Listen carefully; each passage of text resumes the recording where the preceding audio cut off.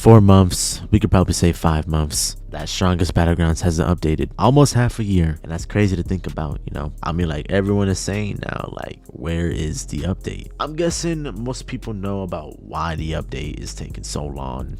And it's because Santino's saying the ultimate animation for Child Emperor is like, it's like 10,000 USD, and then these animations are trying to be as smooth as possible and stuff. But like, you know, taking 4 months, 5 months on an awakening animation. I miss Strongest Battlegrounds. I do. Like, being honest, guys, I do. You know, lately I've been like clowning Strongest Battlegrounds. Update never coming out. Strongest Battlegrounds ain't the same, but I only say that because I miss it, bro. Y'all ever have those like remember when conversations? I'm gonna go ahead and tell y'all now, you feel me? And also, it's a little lore about me, you know? I know it's a little cringy to say this, but I'm being honest with y'all, bro. Strongest Battlegrounds changed my life.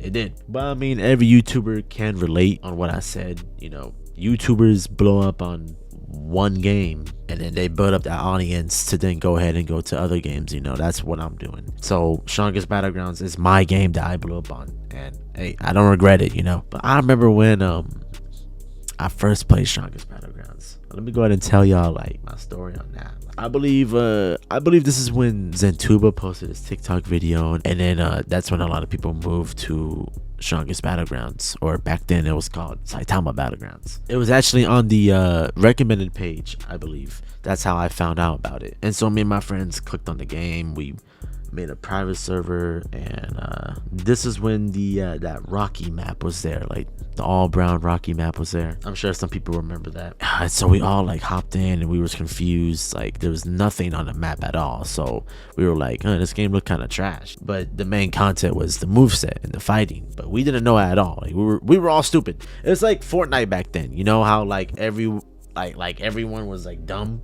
and didn't know what to do, so they all just walked around like bots. That's what me and my friends did until we finally learned how to use the moves. And bro, like, we was low-key surprised, bro. We was like, oh wow, punching this guy really hard, doing this little barrage. It was fun for like 5 minutes until somebody got ultimate, and then death countered one of us, and then they left and we all left. But it was like, wow, this game low-key kind of cool. But you know, fast forward time, you know, I got traction on GPO. I was making a ton of GPO videos, and boom, I was burnt out. I was hella burnt out. Around the time when GPO Battle Royale was dying and content was getting rough, all these changes were terrible. For you, I'm still mad at you, by the way. And so all the GPO YouTubers, you know, had to switch to another game, man. And that was me. I was one of them. And I was trying to figure out, like, what game am I going to make content on, you know? I've had my fun on GPO. It's finally dying. And, like, my last couple of videos were, you know, kind of rushed and forced. I wasn't really having fun on GPO. So like, I remember when I was like kind of freaking out, because I know some YouTubers can relate with me. You know, you kind of blew up on this game, but then it's kind of dying, or you're losing motivation to keep posting, and you want to move to another one, but then you're afraid that your audience is gonna like leave you because they known you in that game you blew up on. That's how I felt like. But I still suck with GPO content, and I just kept making videos. But on the side, something caught my eye, bro, and it was Saitama Battlegrounds. Like, the game was getting more players, it was getting more updates. It had like it had 4 playable characters. It was Saitama, Sonic, Genos, and Garu.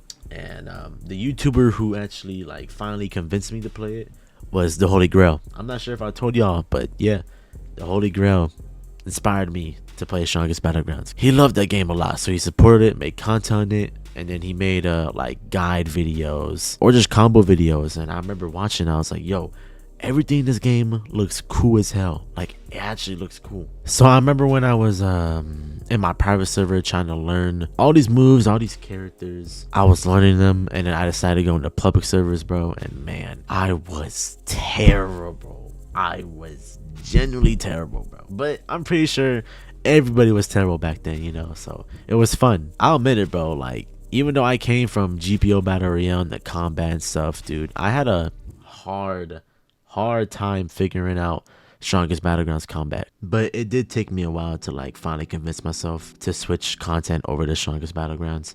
And I made like my actual first fun video on Metal Bat. and it was Metal Bat's finished moveset. Oh no, finished base moveset. My fault. His base moveset. I felt a connection with Metal Bat. Like playing that character was fun as hell. In the next video, I would post my experience with Metal Bat again, and then it was Genos, and then I did Death Counter.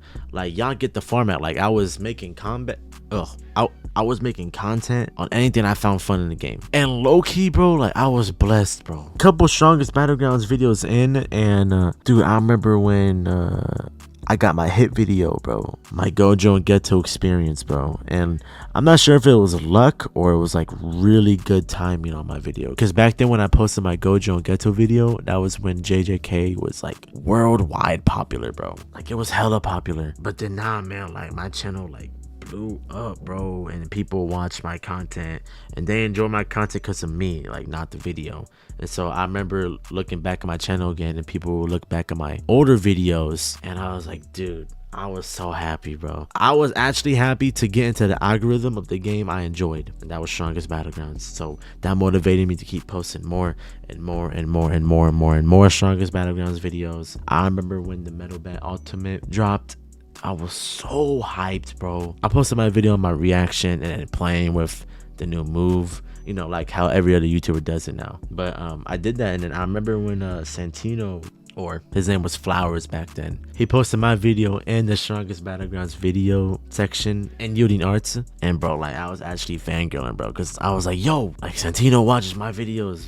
Back then, I'm not sure if he still does it now, but you know, back then he watched it. I was low-key hella happy, and like I was fangirling, so it it motivated me to keep playing Strongest Battlegrounds. Like it motivated me. I enjoyed the game, I enjoyed making content in it, and dude, I was pumping out Strongest Battlegrounds videos left and right, left and right, left and right, bro. But yeah, bro, like I just kept posting Strongest Battlegrounds left and right, left and right, like it was my GPO arc, and I enjoyed every single bit of it. I remember when I was super hyped for the weekend, like super hyped, because that's when Santino back then was doing weekly or bi-weekly updates. So every time the weekend hit, I would like just hawk eyes stare at the Yielding Arts Discord, waiting for that ping, bro, for the updates. I don't know why I did that, and I kind of regret that, because dude, that's just like, that's hella glaze. I'm gonna go ahead and say it. I'll just out myself out there, bro. I remember I used to sit in Strongest Battlegrounds private servers with my friends, because you know my friends were also hyped for Strongest Battlegrounds. I was sitting in the private server for hours doing nothing, waiting for Santino to drop a ping in the Yielding Arts Discord. Nothing at all. Like we would just wait for an update in the weekend. I would literally wait. I'm gonna go ahead and out Bugsby too, bro, because he sat there with me too.